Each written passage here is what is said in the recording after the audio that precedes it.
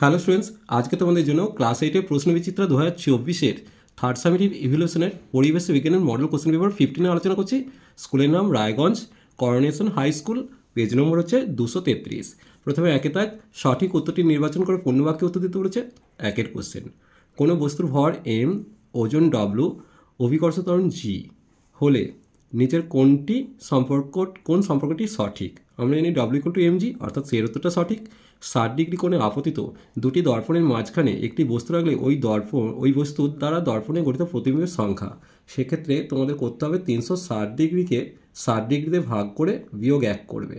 সমানে দেখো এটা পেয়ে যাবে 6, অর্থাৎ 6 বিয়োগ 1 সমান 5টি হবে। তাহলে ডি এর উত্তরটা সঠিক।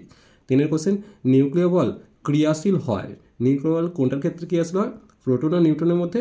এরপর আইসোটোপ নেই এমন একটি মৌল।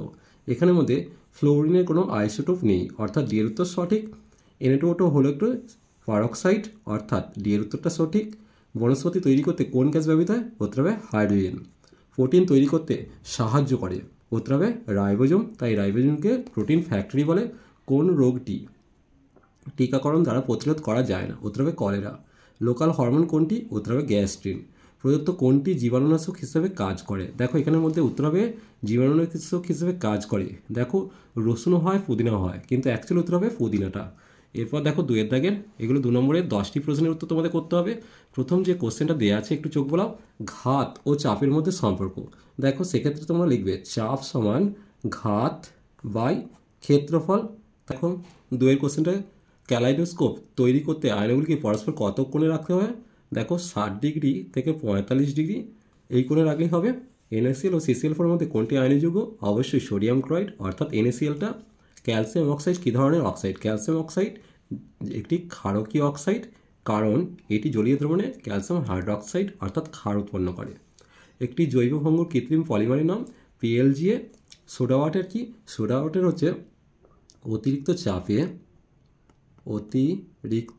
চাপে কার্বন ডাইঅক্সাইডকে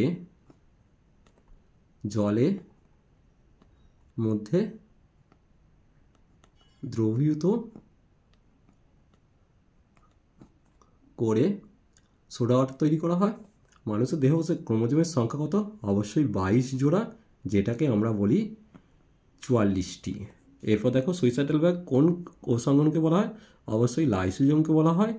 লাইসোজোম যে কোষে থাকে সেই কোষকেই ধ্বংস করে, তাই একে লাইসোজোমকে সুইসাইডাল ব্যাগ বলে। পশ্চাৎ পিটুইটারি গ্রন্থি থেকে খরিত একটি হরমোনের নাম। উত্তর হবে ভেসোপ্রোসিন, যেটাকে আমরা ADH বলে চিনি।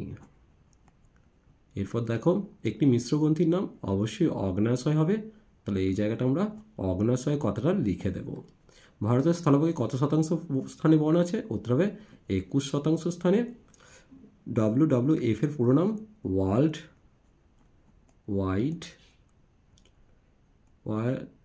Wild fund. এরপর দেখো কোন গাছের ফল তরমুজের মতো দেখতে? সাগুয়ারা হবে। তাহলে সাগু আরও গাছের ফল তরমুজের মতো দেখতে। কোন গাছের মূলে রোবেশন উপেক্ষা থাকে? উত্তর হবে নয়নতারা। চলো আজ এই পর্যন্তই। নেক্সট ভিডিও নিয়ে খুব তাড়াতাড়ি হাজির হবো। ভিডিওটি ভালো লাগলে লাইক, শেয়ার, কমেন্ট করো, পারলে চ্যানেলটিকে সাবস্ক্রাইব করে নিও। চলো টাটা, বাই বাই।